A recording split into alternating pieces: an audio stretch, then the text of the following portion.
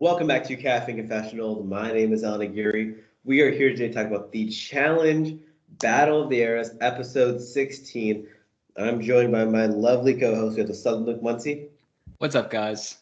the Vermontian Zoe Tremblay is on standby. Let's jump right into the episode. Last week, we complained and we had our shortest podcast of the season because we said, man, there really wasn't enough content to fill a 90-minute episode. We felt the same way about the episode before that. And unfortunately, I think we feel the same way again this week. Yeah, there were a couple moments in this episode where I thought, oh, that's funny. But like a couple moments, I feel the exact same way as last week. It's so frustrating because you could really, if you put those like three episodes together all into one and you gave us just a super fast paced, Survivor does this at the end game where they'll just have a bunch of eliminations in a row and they'll just speed through the episode, especially if it's dragging. Um, it's just not happening here, and we're watching a season with so much potential die in front of our eyes.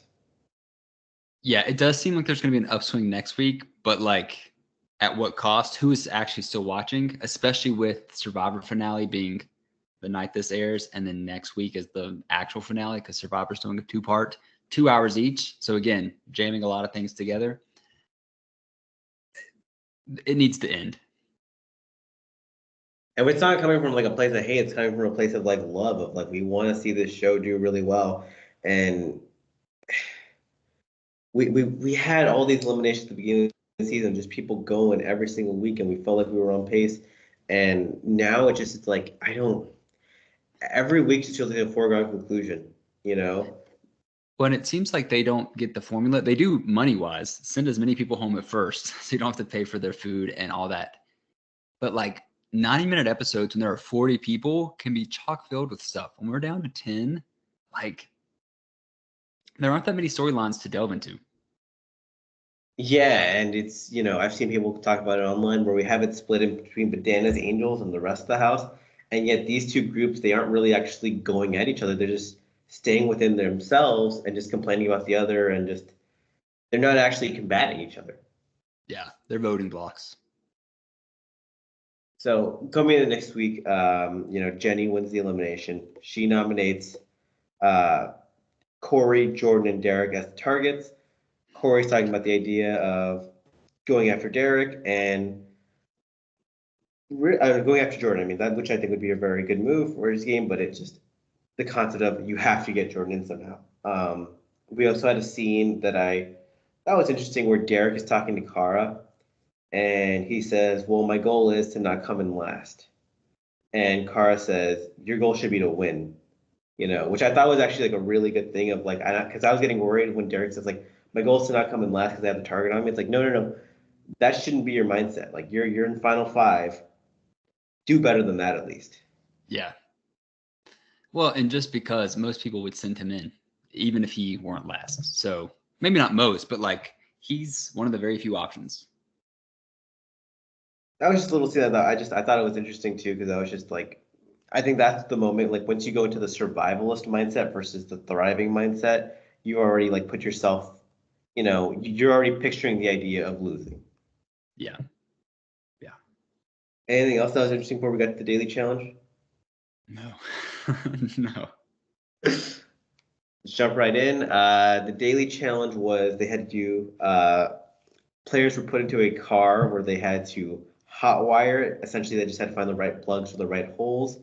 Um, it was a little bit random, but there was a bit of strategy used by some players. And once you do that, your car gets driven off a cliff. You get thrown into some water, and then you have to do a pretty decent swim. Fastest time wins. Slowest time goes into elimination or gets the time penalty based on whose elimination day it was. What do you think of the daily? It was moving some wires in a swim. Like, I'm not going to say it's bad. So people listen like, oh, he always complains. It was what it was. Like, it was a Burger King sponsored or daily. So I get they had to have like the verbiage in there about like flaming cars and whatever, but I just didn't care. I think it's visually really cool. The concept of the car just going off the cliff as just a baseline idea. It was a really cool idea of a daily challenge.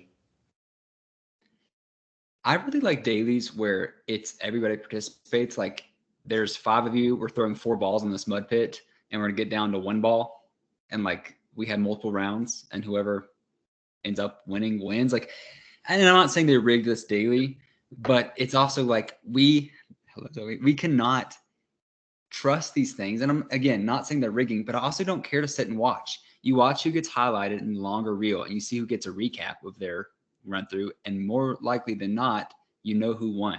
It wasn't really the case in this, but I want to see them all compete at once. And in rounds would have taken the same amount of time, but we could have watched action. It could have been physical.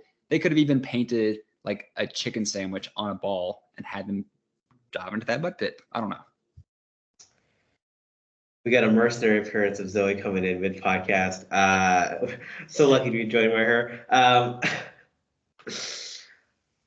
It's just I agree with you, Luke. There's just so many ways they could add to this daily challenge, but again, it just feels like a repeat of last week where, oh, we're watching each person go into the bunker one by one, and we wait 20, 30 minutes, and then they tell us who won and the results. Just, I don't know what it is. Like, especially at Final Five, you just want to see players get a little bit more dirty, maybe like fight for the win a little bit more in ways that we could just see in front of our eyes rather than just wait for the results. Yeah. I've made more interesting obstacle courses on playgrounds with 7-year-olds. Like, truly. Yeah. I mean, or even if they set up a 5-way obstacle course that met in the middle, whoever got their first one, like I don't know. And thankfully they had to fill time because we'll talk about later, there was no deliberation, but I was kind of exhausted. Now, I did think there was some fun commentary from the people as they went. When Cara went, she sucked. She's a bad swimmer. Rachel was dogging her out. And I kind of get it. I do and I don't. I think there's validity to like Cara's kind of made this her career. So there is a bit of why haven't you worked harder at this? This is the big glaring flaw in your game. If you care as much as you appear to do, and I do think she cares, like obviously look at how she treats her body and how much better she's gotten in so many other ways. She obviously cares. Then work on this one thing. And it's such a defense mechanism by Cara to laugh it off and just be like, well, I'm just a terrible swimmer. Yep, everybody like just I'm never going to be good at it. It's like, well, you could get better at it. It's a skill you learn. Mm-hmm. But I thought it was a catty look from Rachel also in some ways, because I think it offended the competitor in her as well as she's just had it with anyone that's not Jenny or Bananas. Yeah. 2 things. One, Cara has actually gotten better at swimming through the years, but not enough to where she probably should be. Because if you watch some of her early seasons, she's definitely like, this was a swim she wouldn't have even been able to get through at times. And she just like she kept going the whole time. She wasn't going fast, but she kept going. 2, when Rachel went, Cara also took a dig at Rachel's puzzle skills. And I don't think these women just like each other anymore, but they're not willing to actively say they don't like each other. And it's interesting because at the beginning of the season, like in that first elimination with Cara and Kellyanne, Rachel was like, some people are on the Laurel side, I'm on the Cara side, and she was very vocally cheering for Cara. And things have just shifted throughout the season. Yeah, we even hear that in some comments she makes later about Tori, but I so agree with Zoe. Cara is clearly trying to compensate. So I don't know. Also, on the women's side, Tori went and she said, I'm really hoping I can win this, maybe solidify my way to making it to a final, winning because I can be on the female Mount Rushmore.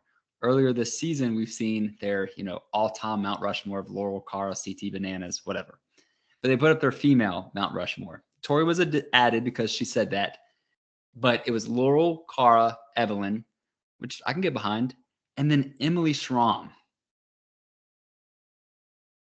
Is this recency bias on their part because she's on this season?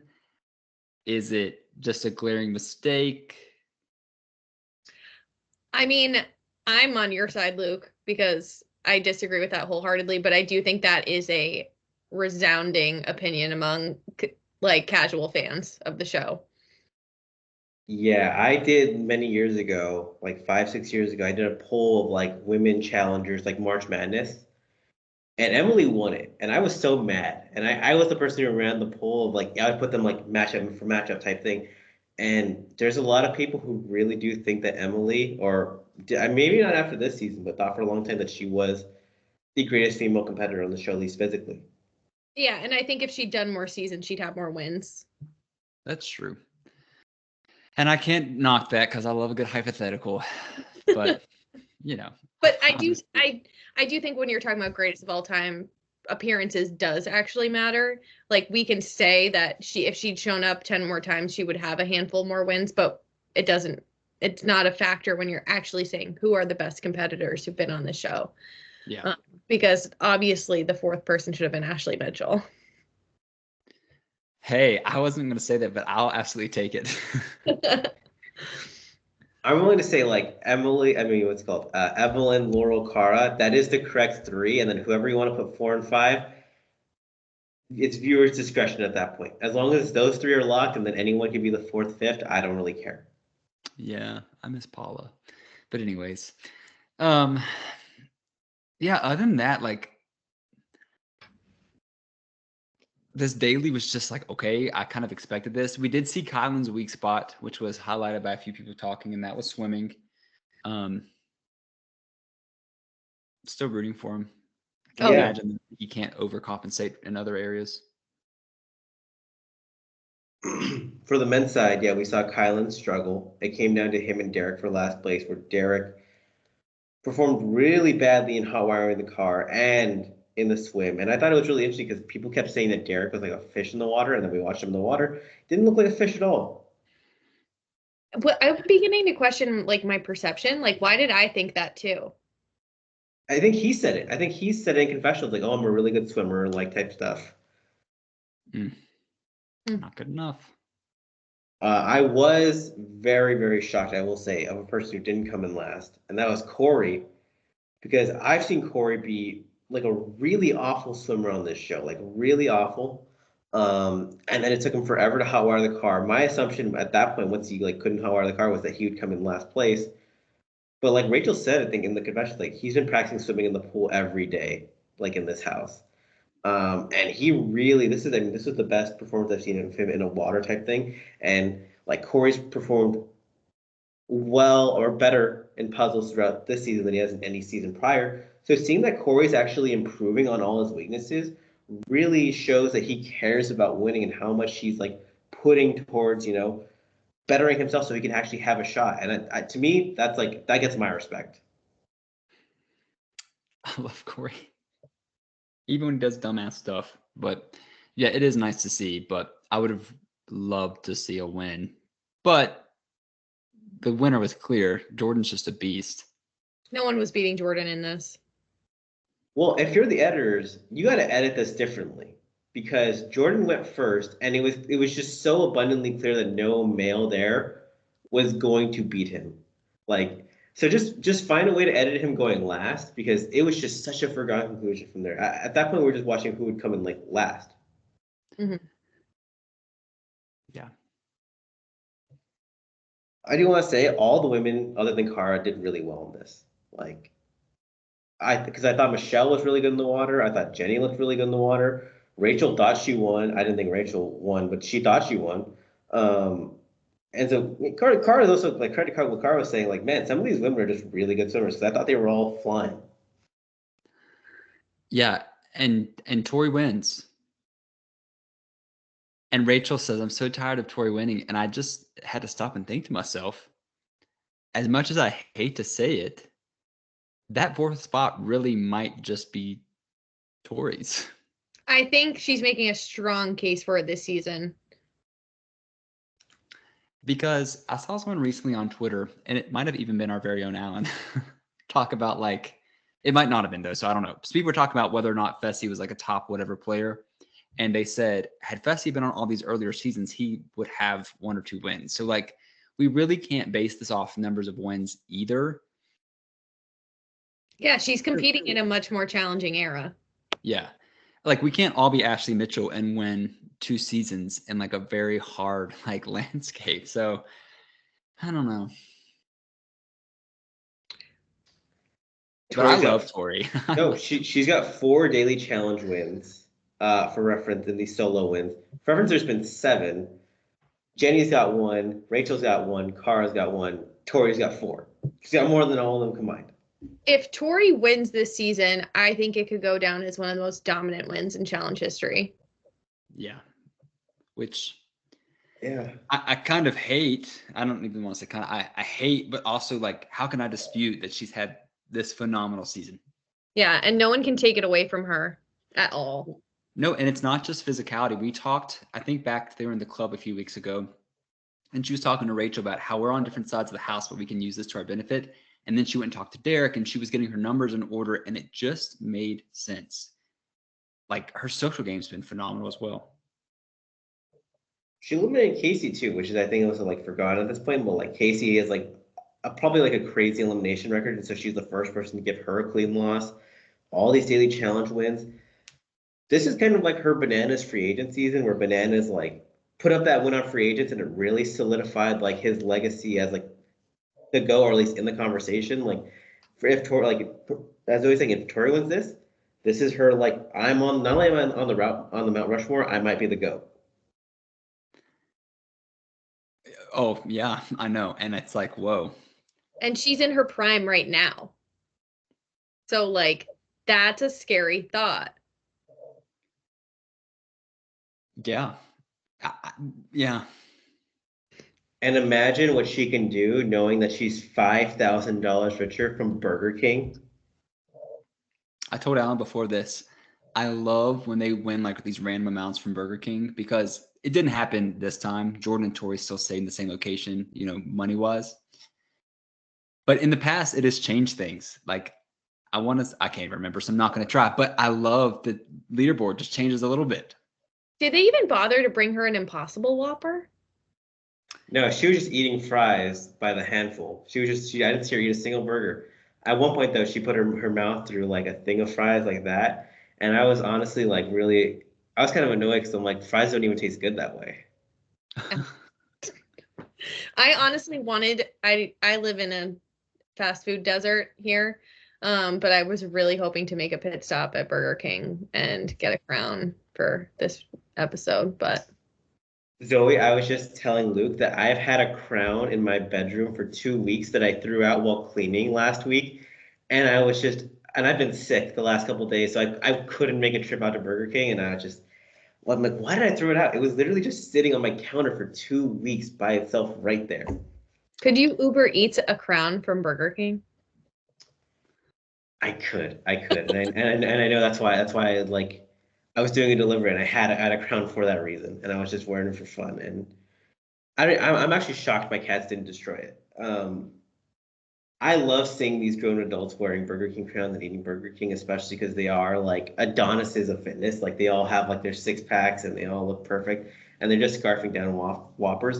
And it doesn't even come through like an inauthentic point of view, because the food they've been eating from casting is not what they're used to at all, and probably not the best. So getting just some Americanized food probably tastes great. And they just did a 500-meter swim, so like they really earned it. Which is a long. I mean, if you're a swimmer, you're going to be like, that's not long. But if you're not a swimmer, dude, that's I was long right distance. there next to Kara, like doing the backstroke. Like, I'm the worst swimmer, so no judgment. But I'm not competing on a show for hundreds of thousands of dollars. Mm-hmm. Sometimes $1 million. Any interesting things in the whole Burger King scenes? Any other interesting notes? No. We saw Derek and Cory talk to each other and show mutual respect. Like, hey, whoever wins between us, like, you know what? Like, Derek says, like, if I beat you, I beat a beast, so that would be pretty cool for my resume. And Cory the whole time is like, you know what? I'm not gonna sleep on you because I think you're a good competitor. Cory says, I think a line that I really like was like, I've been humbled so many times on this show, which, you know, we've seen him lose to Matt Rife in elimination. We've seen him lose to Nate in elimination. We've seen him that soccer elimination with Nelson. Yeah. Mm-hmm. But we've also seen him blow out Darrell in elimination. We've seen him, beat actual champions. So he's like, Cory said that to like a really like honest point of view. Like, you know what? I can't sleep on you because I've like crazy shit's happened to me on the show, and I've also like killed champions. So that was a good little scene. Yeah. I actually thought the character development in this episode was a high point. I think because of the stuff we've been lacking, all the like stuff happening in the background, the relationship stuff, the conversations that have been left on the cutting room floor, thought it was really cool to get some quality airtime about Derek and about Cory. Yeah, I agree. And I'm going to do a tangent that's relevant. We talked last week about how things were left on the cutting room floor. And we're also like casting judgment, rightfully so, based on what we saw on the other side of the house, not celebrating Michelle's birthday and kind of being in the other room. They put on Instagram a deleted scene where like everybody was nice and went and talked to her and tried to squash the beef. And I'm like, why are we not getting this? Like, it's not like they're like going at each other's necks every single week. It's, I don't know. Cut 10 minutes out of the daily montage, please. Yeah. Yeah. But who knows what we'll get this week as a deleted scene. But you're right. This was good for characterizing people. We transitioned into Derek talking about his sister. And I know that we learned about this during All-Stars 3, I believe, for the first time. I didn't realize it happened before he was supposed to be for All-Stars 2. Just horribly sad. And for him, I'm sure it's beautiful to be able to like keep her memory on, but I'm sure it's very difficult the past 3 seasons he's done, whether it be All-Stars and this, like he's had to discuss it and to know he was going to elimination on her birthday. Like I love Cory, but I definitely thought I'm going to have to root for Derek because that's really a special thing. And also you don't want to kick somebody when they're down. That would be horrible if you'd lost. Yeah, I just can't imagine the weight of that. It got to me emotionally in this episode. Him especially going into detail about talking to her that day and then not seeing her. Like, I just cannot imagine. I don't think many people can unless you've unfortunately experienced something like that. I'm so proud of him for using his platform. Mm-hmm. And he doesn't have to talk about it. Definitely didn't have to go into detail. He didn't have to do like the little mini PSA in the middle of the episode, but he did. And I think that's so important and so powerful. And there's like moments like that, which remind me why I love this show and why I've loved MTV, because it's a moment of authenticity. And even if it helps one person, that's incredible. Yeah. Agree. And you hit the nail on the head. And I'm going to touch on this again in a second, but we are missing those authentic things. And it's not like you have to get on there and like share the deepest, darkest things that ever happened to you, but like genuine people, which I believe Derek is, just exude that type of energy where realness can be talked about and discussed, and it doesn't feel like it's like set up for a TV show. Yeah, we don't need trauma dumping, but it is nice to have a sense of who they are. Mm-hmm. From a viewer's perspective, it had me all jumbled up because I was so like I've been on Cory's side the whole season. I've been really cheering for Cory this whole time in terms of who's made a bigger impact this season. I want Cory to win because he's been the bigger character. Then I watch all this stuff with Derek and his sister, and I'm like, well, now I'm cheering for him, and Even Tori said that. Like, that's powerful. Yeah. It's great when the challenge can actually bring like real feelings and emotions to the plate, and we just wish we had this and more other stuff to talk about. Yeah. To take it to a lighter note and still talk about characterizing people, Cory, who we know and we can feel some authenticity from, gets to talk to his kids, who he loves. But here's something else that I thought they got right. We clearly, well, maybe not we all, but like most people who watch the challenge watched Are You the One? X on the Beach. We know Taylor. If you watch Teen Mom, you know Taylor too. It's always fun to see them FaceTime people like who we know. It's the same reason they had Kyle FaceTime Big T last season. It's the same reason we had Nelly T last week. It's really cool to see Cory as a dad, because who would have ever thought on Rivals 3 or even his Real World season, he'd be such a great dad. But we also got to see Cheyenne, And I loved Cheyenne's comment. And also love that Cory and Cheyenne are so cool. But Ryder was so happy to see her dad. Like, I feel like Ryder is, like, in a weird way, Oliver's kid. She's not, but, like, we know her. We've seen her grow up. But it was so funny to see Cheyenne, like, you really did not stay for all this time to go home right for the final. Like, please don't be a loser. And I knew what was going to happen. And I was like, oh, my God, that's horrible. But again, that's just good editing, looping the audience into, like, people that we know and care about. That was great. Yeah, Cheyenne roasting him was perfect. I also thought it was so sweet, like him talking about his childhood and just talking about what an involved dad he is and how he like knew he wanted to be the dad he didn't have. Yeah. And I think it's beautiful. While I make jokes about how much I hate men sometimes, I think that there is just something so beautiful about like a really engaged, loving father. And I think it's incredible. There's not enough of them. And I think that they're so important. And I think it's really, really cool to see the kind of dad that Cory's become. Cory went from like a one bedroom apartment with cousin Mitch in LA to like he's building a home in California for all his kids, and he's like on all these shows, and he's always taking them places, and his daughter's in the same school as a Kardashian. Like that's how well like they're doing. I don't know if you guys saw that, but like So I mean, Cory, why are you submitting stories to People magazine? But yeah. That's hilarious though. Can one of you do a quick recap for people who might not have seen it? Dream Kardashian is Rob Kardashian and Black China's daughter.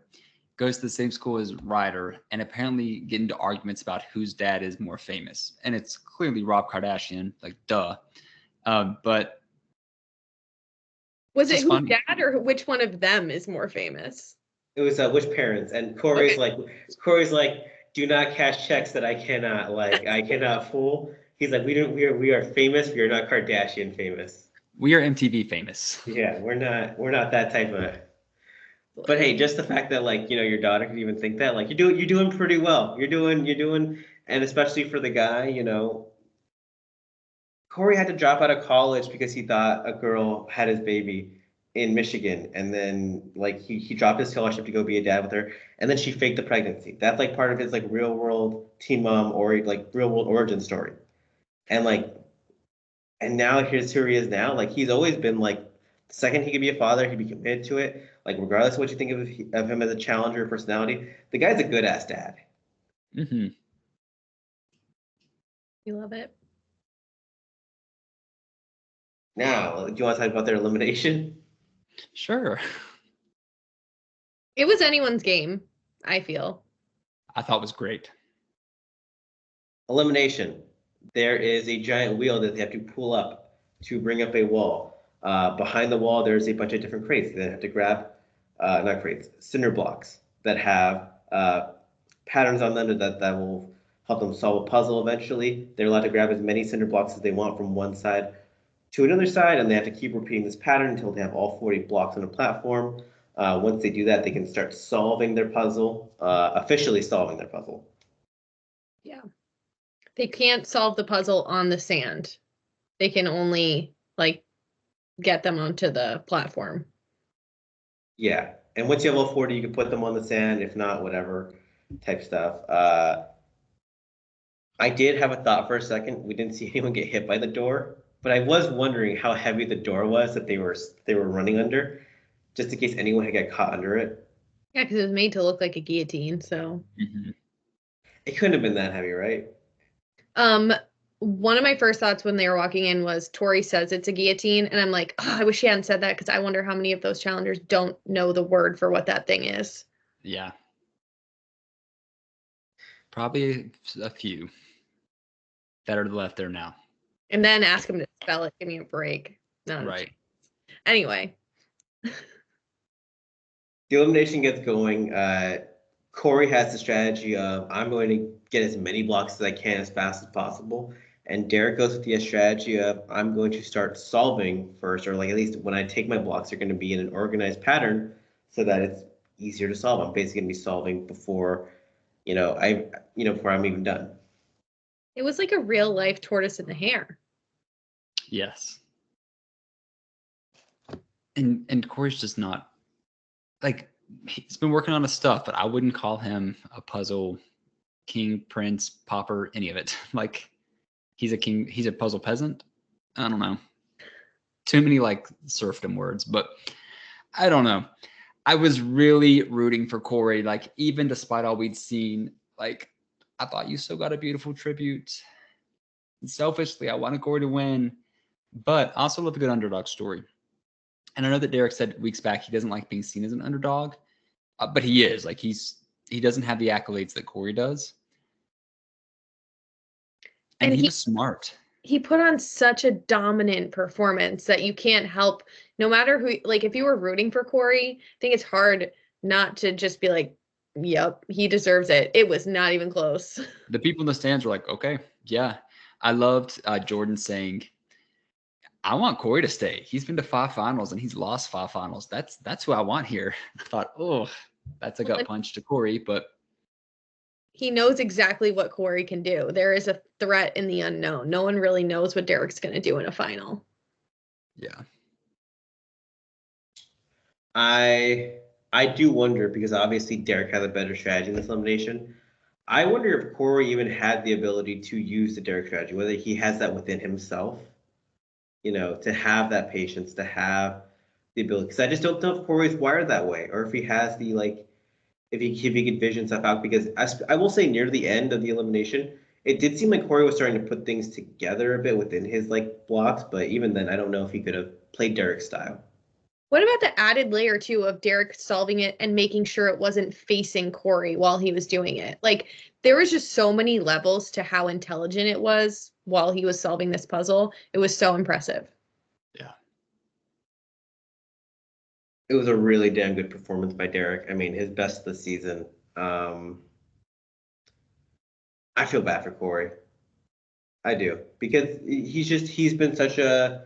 There were a few weeks on this show where I felt like he was really carrying it, and he's really shown improvement as a player throughout the season, and he just comes up short again. Yeah, and I like him saying, I don't come here to win 4 eliminations. I don't come here to make the final. I just want to win. And I really think to like get right to the precipice and turn back around sucks. He gets a check every week he's there, as they all do. Like, that's how he gets known and people follow, and it ties into so many other things. But I do understand it's gotta feel like a waste in a lot of ways. Especially for, yeah, he loves his kids. He wants to be with his kids. So he just spent 6 weeks away from them for nothing, as Cheyenne pointed out. Yeah.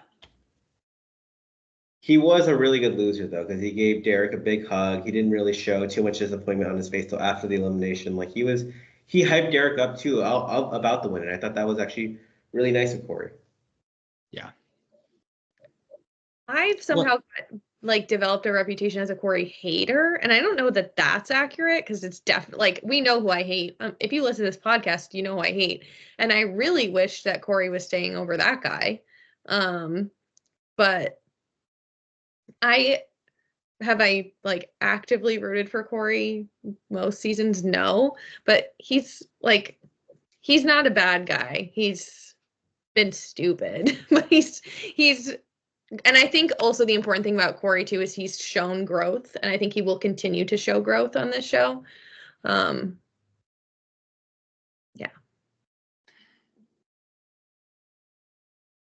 I'm not trying to be a buzzkill. There is a negative factor when watching this elimination where you do kind of know whoever wins this elimination is likely to be the 4th place finisher in the final based on everything we've seen. Because I think that Jordan is very clearly the biggest threat. Kylan is number 2, because we've seen Kylan just be an absolute horse. And then Bananas is the 7-time champion. So if Derek or Cory were to ever even win this season, it would be such a shocker against those 3. Agreed. Yeah. Just especially based on this season, because even like when Bananas hasn't done exceedingly well, experience accounts for a lot on this show. And he's never finished worse than 2nd in a final. So it's like he's still pretty damn good at this show. So as much as I am sad to see Cory, oh, he came in third last time. That was a fake final. Who cares? So although I'm sad about Cory losing here, I just know he probably wasn't going to win anyway. Like, if we're being real, That's fair. Derek gets to go. Like, I mean, we're Wait, I'm assuming not that gonna say this. it's fair. I have full faith that Cory might have been able to win. I don't know.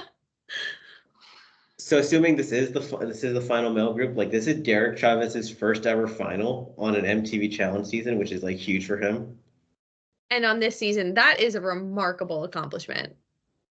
And I think for Kylan too, actually, which Kylan was really excited about, kind of hyping himself up at the bar, and like, okay, and then people were trying to like settle him down, which I didn't like.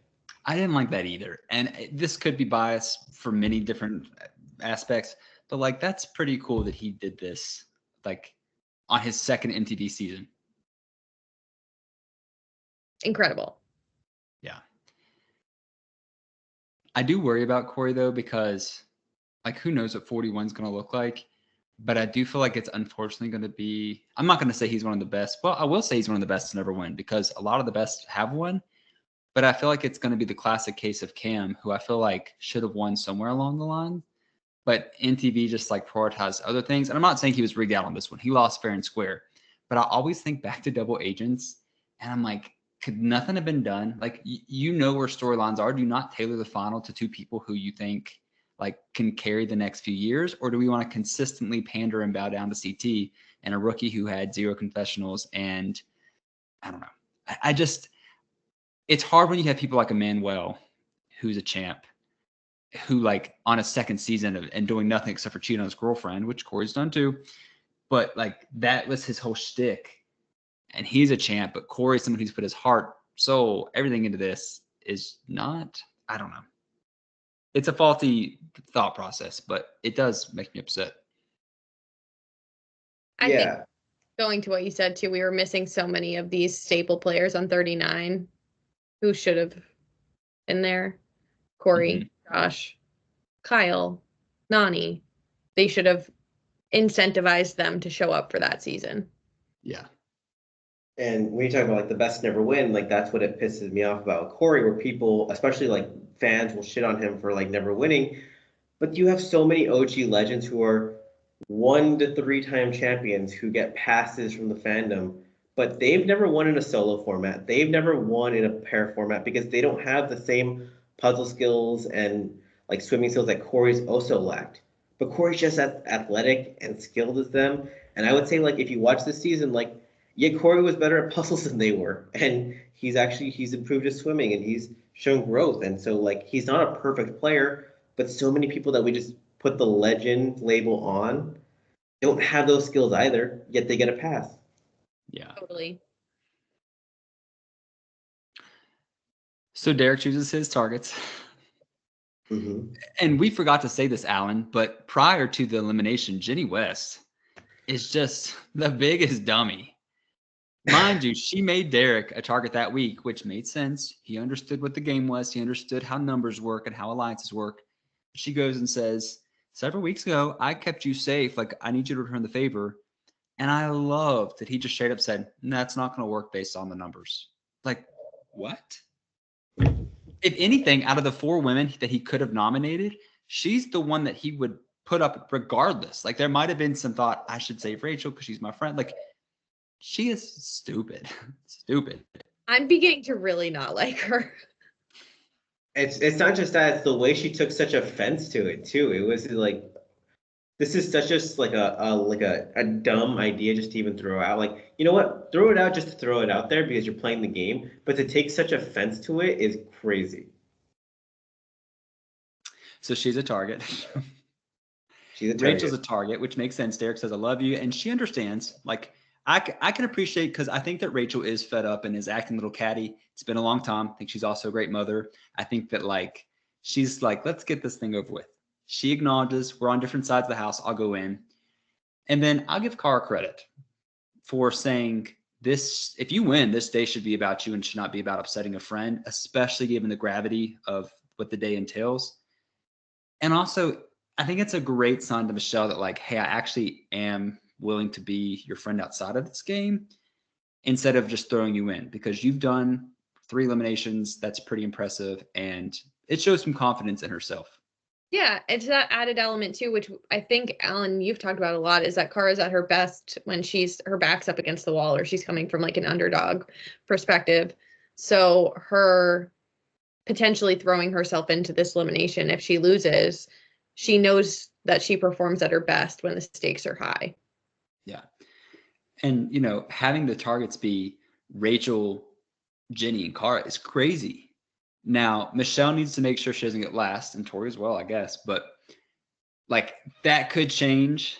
But I think we're going to have a good elimination next episode. Yeah, Michelle, don't get last. Right. Michelle, I mean, we talk about every week. It's unbelievable that she's still here. She has a 4 and 5 shot at going to the final next week as long as she does not come in last in the daily challenge. Incredible. Who would have thought? We are getting a location change, though. That's also the thing we need to talk about. We're moving locations. We don't know where yet, though. It wasn't going to be a lot less green, right? And then it was very green in the preview. Yeah, I was like, but it seemed like a lot of water. Yeah. So yeah, it was one of those weird things. We have not been in a very green location so far this season, so I didn't. Like gravel and dirt and mud. It's weird. It actually looked way more lush and green than wherever they are. Vietnam. It is Actually, interesting because they're in Vietnam. There's a lot of lush green. Yeah. It is weird though to have the numbers different. And I know in seasons previous, they've switched locations, then had eliminations. But if it's going to be a 4-4 final, that means there's just going to be one female elimination at the location change, which is interesting. That's how I think they've done it before, though. Are they behind schedule because of Cara and Laurel? Maybe they said our house. They said we got to get out of this house. It's the only thing. I remember because the famous one was they flew across the country, and then we got the CT and Adam versus Tyler and Bananas elimination in a different country. Because that was that was the first major one because they had the big fight in that house, and yeah, that was. I love a location change, and I love the little montage they had of it too because it brought back OG vibes. Yeah, I really like that too. I also liked at this location change at the preview, we have them sitting around, probably reminiscing the season, and Tori raises her glass and says, the past several seasons, there's been a large group just dominating, controlling this game, and as if she's going to say that's not happened this season. And I got to give it to Bananas. He says, you were the head of that machine doing that. I don't know if Tori, this could be taken out of context based on the edit, but, this whole season, you talked about the Vacation Alliance that even transcended onto USA 2, damn near transcended onto the World Championship. It might actually have a little bit. I'm interested to see what that is about. Was Bananas not part of that also? I mean, yeah, one could say. It's Spider-Man meme right now. They're both pointing at each other of being the machine. Absolutely. Yeah. Oh my God. Sorry. I also, when we talked about that little dinner scene, it took me back to another location change we had. Because I remember they went to, went for X's 2, they changed locations. They had a fancy dinner. Jenna did not eat any of the food because she does not like fish. She only ate the bread. But then we also had Naya blowing up during the location change. They flew in Teresa for the final elimination in between then. Which is crazy. I mean, I loved it, but I hated it. But anyway. Guys, I think I have to write a blog now. I think I have to I have to rank the location changes. There you go. We are drawing inspiration from this season. Make sure to follow us on YouTube, Spotify, wherever you get the podcast, iTunes. Everyone, have a great weekend. Hopefully next week's episode is more exciting. We keep saying this every week, but we really do hope we get a more exciting episode. We're getting a location change, so. Yep. Have a great weekend, everyone.